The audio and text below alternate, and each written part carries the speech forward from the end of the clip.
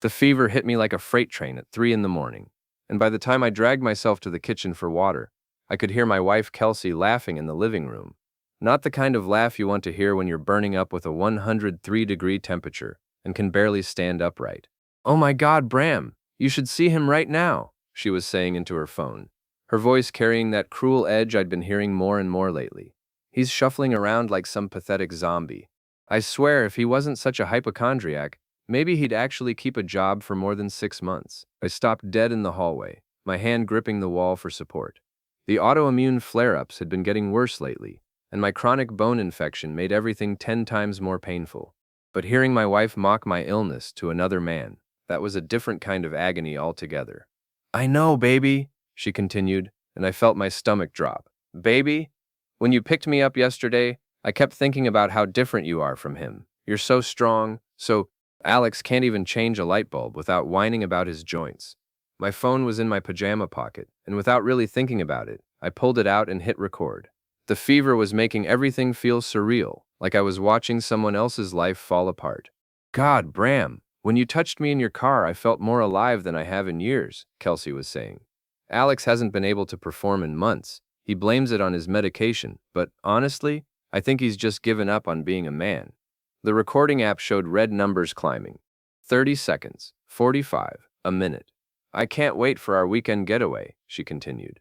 "I told him I'm visiting my sister in Portland, but obviously I'll be in that little cabin with you instead. We'll have 3 whole days without his constant complaining about being sick." I managed to make it back to the bedroom without her hearing me, my heart pounding so hard I thought it might burst. The fever was making me shake, but now I couldn't tell if it was from the illness or from pure rage. Kelsey Hanley, my wife of 8 years, was cheating on me with Bram Foster. The same Bram Foster who owned the CrossFit gym downtown, drove a custom Mustang, and had been coming to our dinner parties for the past 6 months with his own wife Sandra. I lay in bed, staring at the ceiling, listening to her wrap up her phone call.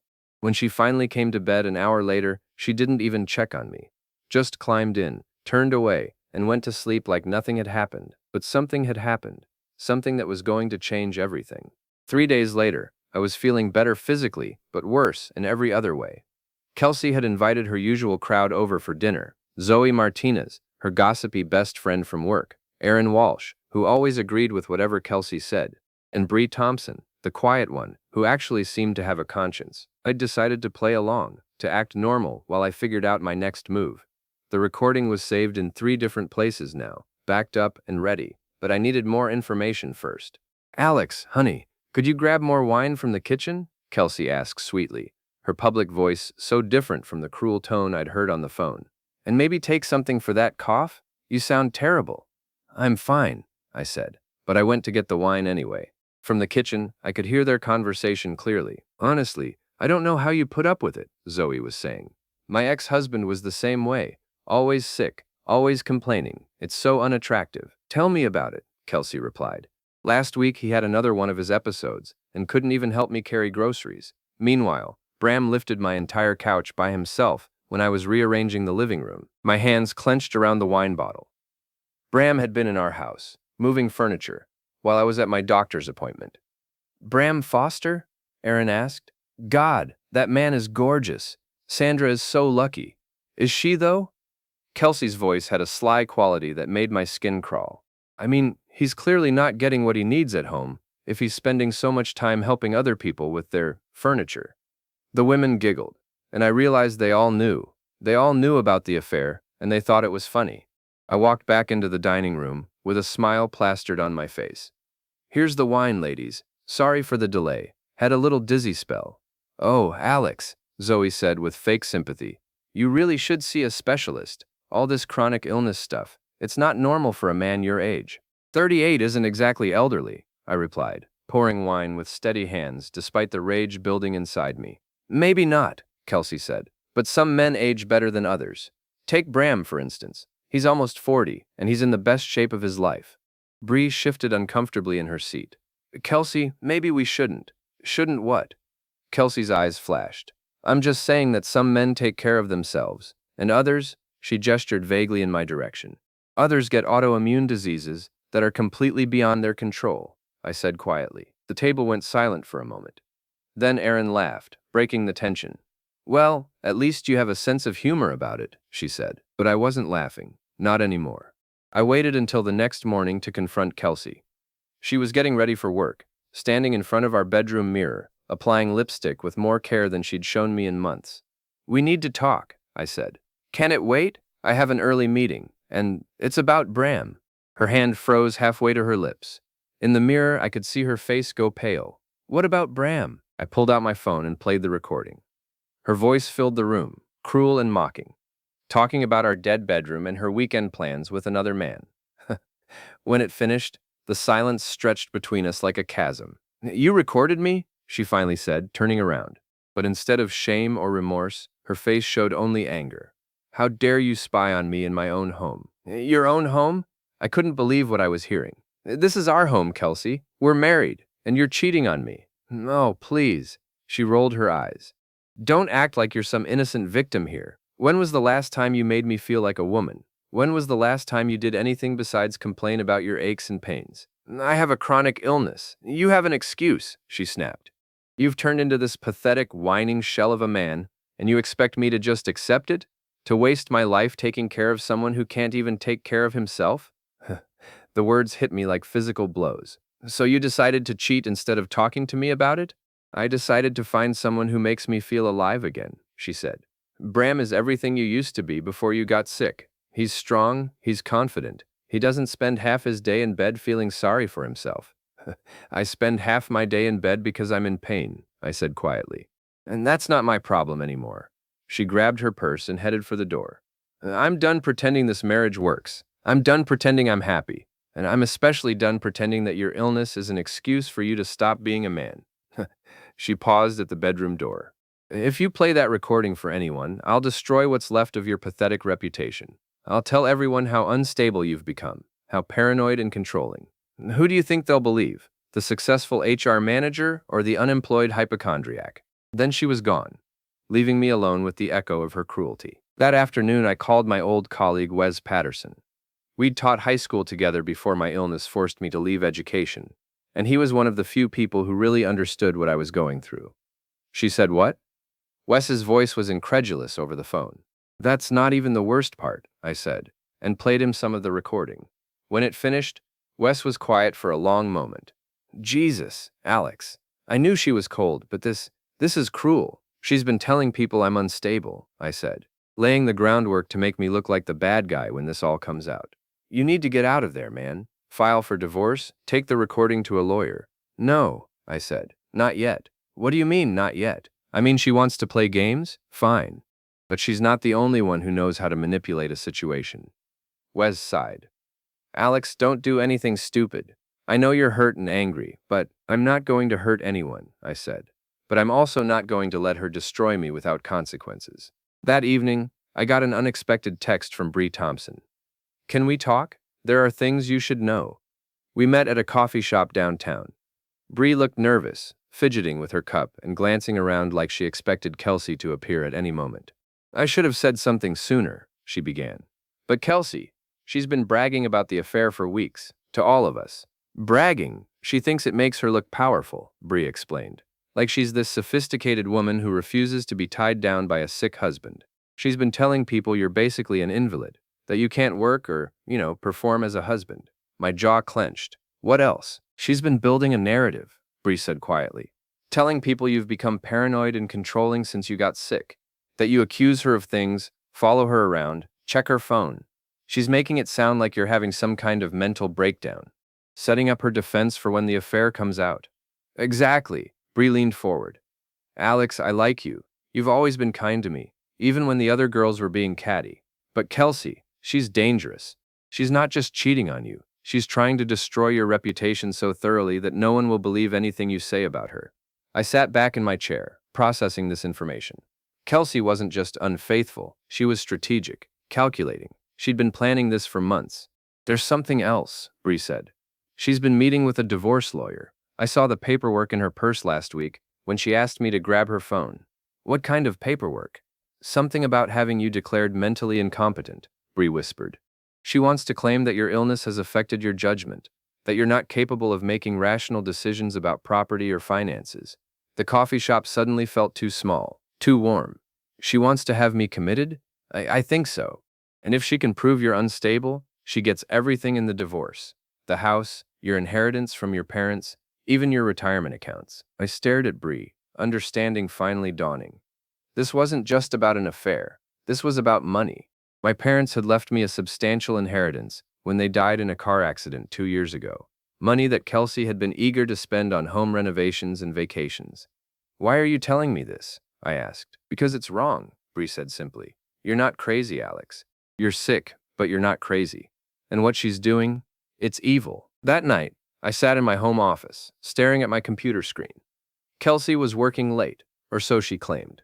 More likely she was with Bram, planning their future together with my money. But now I had allies.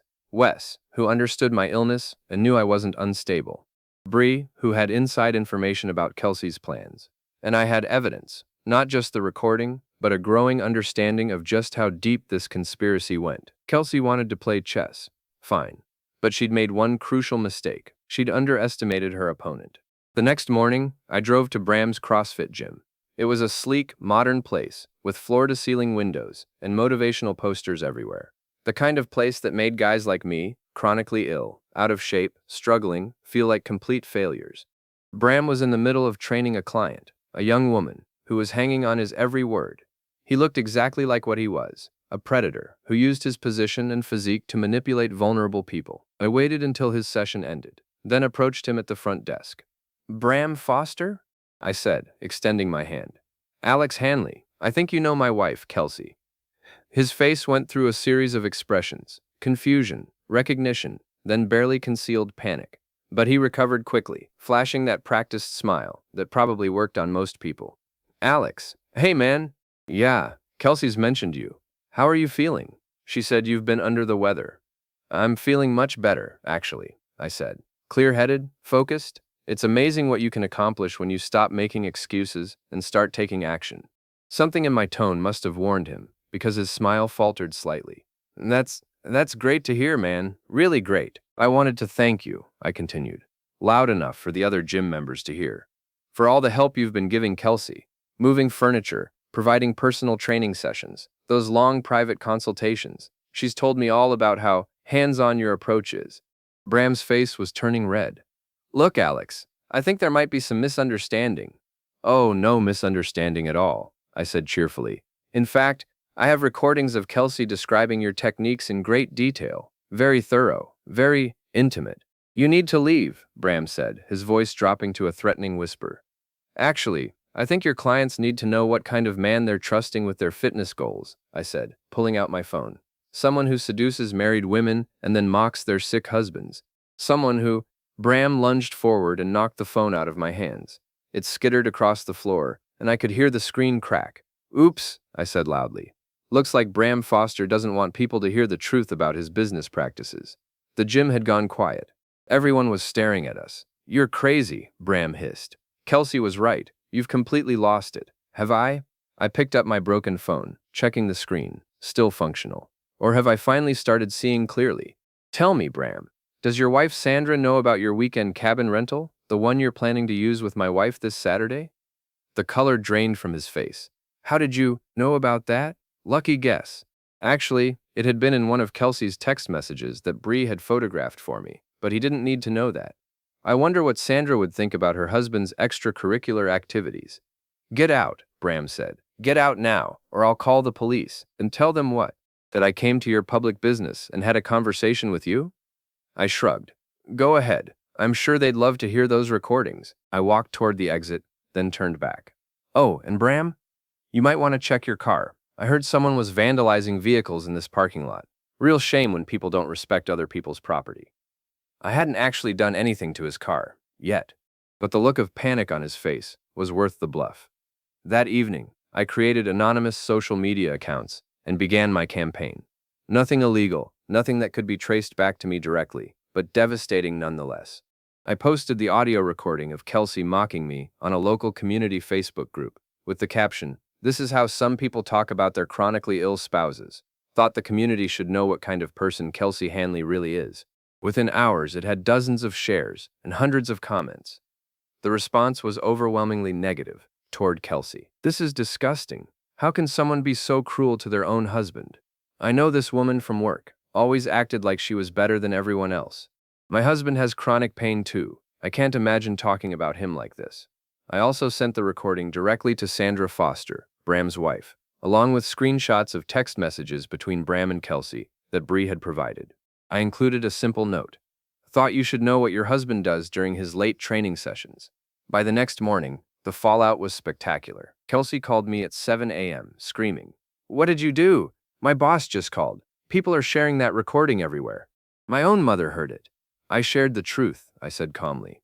Isn't that what you wanted? For everyone to know how you really feel about our marriage? You're destroying my career, my reputation. No, Kelsey. You destroyed your reputation when you decided to mock your sick husband to your lover. I just made sure people heard your own words. I'll sue you for invasion of privacy. Good luck with that. You were in our shared home, talking loud enough for me to hear. No expectation of privacy. I'd already checked with a lawyer friend of Wes's. The recording was completely legal. You bastard. You sick, pathetic bastard. Funny, I said. That's exactly what people are calling you in the comments. She hung up on me. An hour later, Wes called. Dude, have you seen the news? What news? Turn on Channel 7. They're doing a story about workplace bullying and emotional abuse. They're using your recording as an example. I turned on the TV just in time to see a local reporter discussing a shocking audio recording that surfaced on social media, showing the cruel treatment of a chronically ill spouse. They'd bleeped out the names, but anyone who knew us would recognize Kelsey's voice.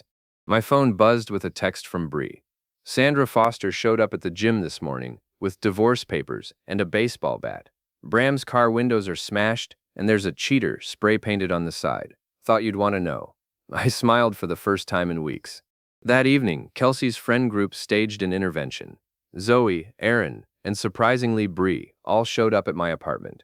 I'd moved out of the house the day before, partly for my own safety, and partly because I wanted Kelsey to feel the full weight of her isolation. Alex, we need to talk, Zoe announced, pushing past me into my small living room. By all means, come in, I said sarcastically. What you did to Kelsey is unforgivable, Aaron said immediately. Posting that private conversation online, ruining her reputation. Private conversation? I interrupted. She was in our living room, talking loudly enough to wake the neighbors, and she was discussing her affair with another man while I was sick in bed. Exactly which part of that should have stayed private? You're sick, Zoe spat. Mentally sick. Kelsey told us you've been getting paranoid and controlling, but this proves it. Does it? I turned to Bree. What do you think, Bree? Am I mentally sick? Bree looked uncomfortable. I think everyone's hurting right now. That's not an answer, Zoe said. Bree, you know what Kelsey's been going through. Living with someone who's constantly ill, constantly negative, constantly being mocked and belittled, I finished. Tell me, Zoe, when your husband had cancer last year, did you cheat on him? Did you mock his weakness to other men? Zoe's face went white.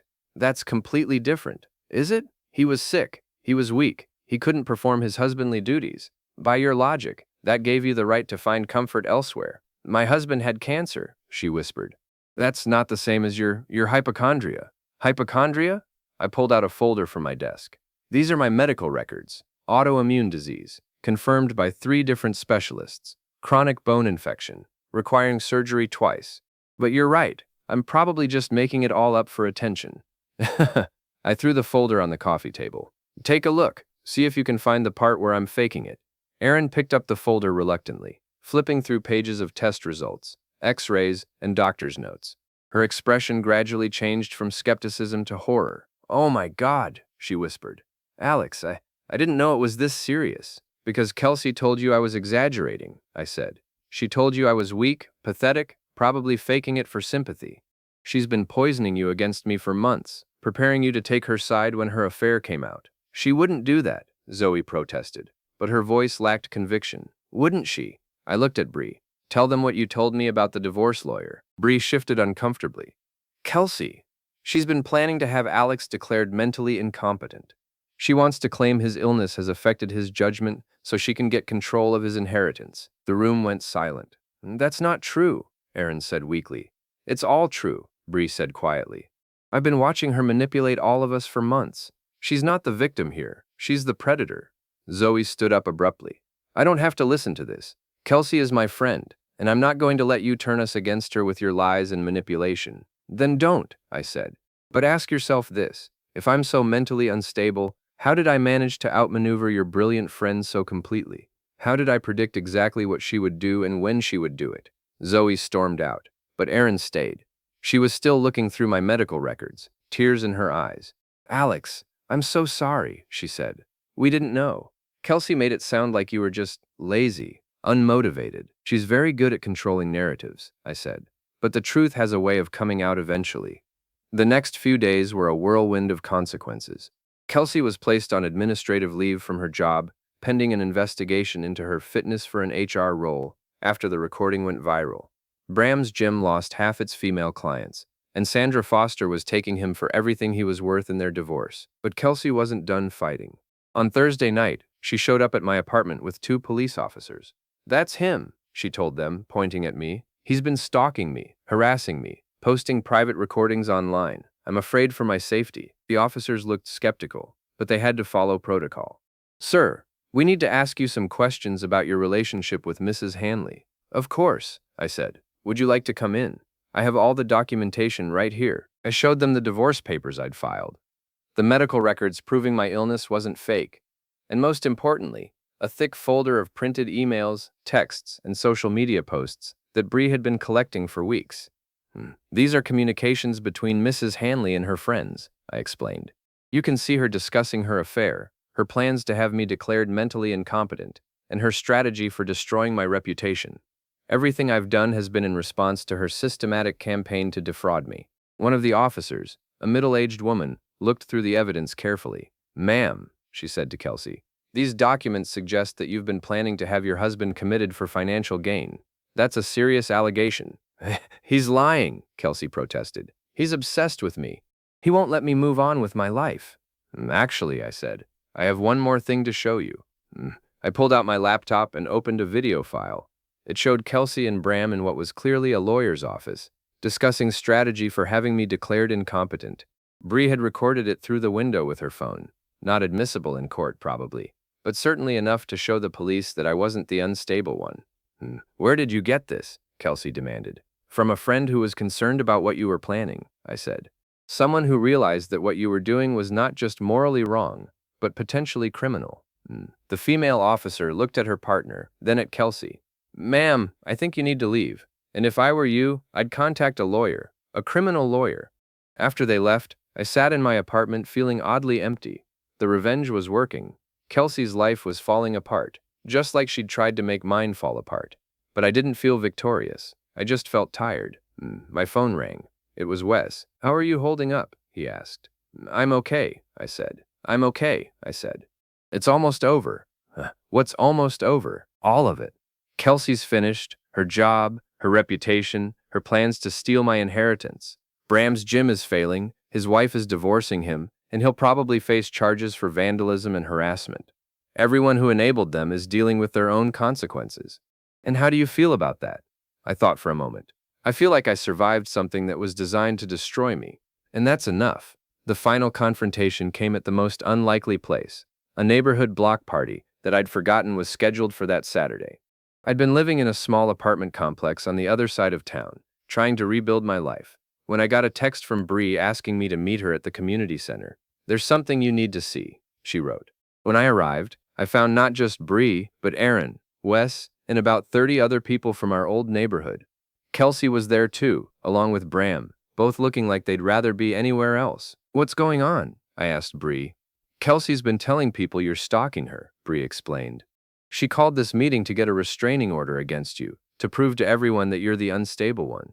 I looked around the room. These were people I'd known for years, neighbors, former colleagues, people whose kids I'd taught. Some looked sympathetic, others seemed uncertain. Kelsey stood up, looking perfectly composed in a way that I knew was calculated. Thank you all for coming, she said. I know this is awkward, but I need your help. My husband Alex has been stalking and harassing me since our separation. He's posted private recordings online, he's turned my friends against me, and he's made it impossible for me to move on with my life. Murmurs rippled through the crowd. She was good, playing the victim, making herself seem vulnerable and sympathetic. Alex has always struggled with mental health issues, she continued. His chronic illness has made him paranoid and controlling.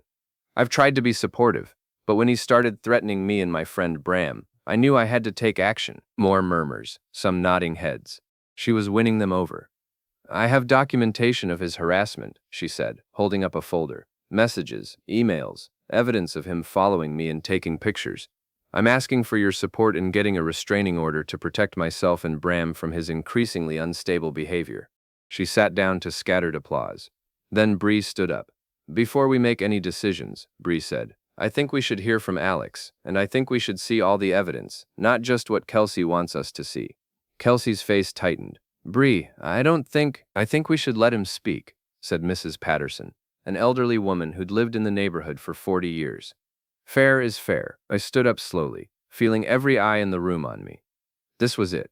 My chance to tell my side of the story, or to be branded as the crazy ex-husband forever. Thank you, I said. I want to start by acknowledging that Kelsey is right about one thing. I have been systematically exposing her behavior to people in our community, but I haven't been stalking her or threatening her. I've been defending myself against a calculated campaign to destroy my reputation and steal my inheritance. I pulled out my own folder, much thicker than Kelsey's. These are medical records proving that my illness is real and serious, not a mental health issue or hypochondria as Kelsey has claimed. These are recordings of Kelsey mocking my illness to her lover, Bram Foster, and planning their affair while I was bedridden with fever. Gasps around the room. Kelsey's face was turning red. These are text messages between Kelsey and her friends, discussing how to manipulate all of you into believing I was unstable. And these, I held up a final set of documents, are communications between Kelsey and a lawyer, planning to have me declared mentally incompetent so she could gain control of my inheritance from my deceased parents. The room erupted in shocked whispers. I waited for quiet, then continued. Kelsey didn't just cheat on me while I was sick. She tried to gaslight me, isolate me from my friends, and ultimately have me committed so she could steal everything my parents left me. When that plan failed, she's now trying to use all of you to finish the job. I looked directly at Kelsey. You said I'm not a real man because I got sick. You said real men don't lie down and accept defeat. Well, you're right about one thing. Real men don't lie down, but they also don't lie, cheat, steal, or try to destroy innocent people for money. Riltel. A thing? I turned back to the crowd. I'm not asking you to take sides. I'm just asking you to look at the evidence and decide for yourselves who the real victim is here. Riltel. Kelsey jumped to her feet. He's manipulating you. Can't you see that? He's sick. He's obsessed with me. And he's trying to turn you against me because he can't accept that our marriage is over. The marriage is over because you cheated, I said calmly. Everything else, the public humiliation, the social consequences, the damage to your reputation, that's just the natural result of your choices becoming public knowledge. You had no right to record me. I had every right to record conversations in my own home. And I had every right to share evidence of your cruelty and fraud with people who were being manipulated by your lies. Bram finally spoke up. This is insane. Alex, you need help, man. Professional help. I turned to him with a smile. Bram, how's the gym doing? I heard you lost a lot of clients after Sandra shared those text messages with the other wives in town. His face went pale. You destroyed my business. No, Bram, you destroyed your business when you decided to sleep with married clients and mock their sick husbands. I just made sure people knew what kind of man you really are. Mrs. Patterson stood up. I've heard enough, she said. Kelsey, I've known you for 8 years, and I've watched you treat Alex with nothing but contempt, especially since he got sick. I've also known Alex since he was a teacher, and I've never seen him be anything but kind and patient, even with the most difficult students. She looked around the room. I don't know about the rest of you, but I believe Alex, and I think Kelsey got exactly what she deserved. One by one, other neighbors began to speak up. Most supported me, having seen Kelsey's cruel treatment of me over the years. A few remained neutral, but none supported her request for a restraining order. Finally, Kelsey gathered her things and headed for the door. You're all going to regret this, she said. When he snaps completely, when he does something really dangerous, remember that you had a chance to stop him tonight. She paused at the door and looked back at me. You think you've won, Alex, but you haven't. You're still sick, you're still alone, and you're still the pathetic man I fell out of love with years ago. I stood up and walked toward her, and for a moment I saw fear flash in her eyes. You're right, Kelsey, I said quietly. I am sick. I probably always will be. But I survived you, and that makes me stronger than you'll ever be. I looked around the room at the faces of my neighbors and friends, people who now knew the truth about what I'd endured and how I'd fought back. Real men don't lie down and accept defeat, I said, repeating her own words back to her.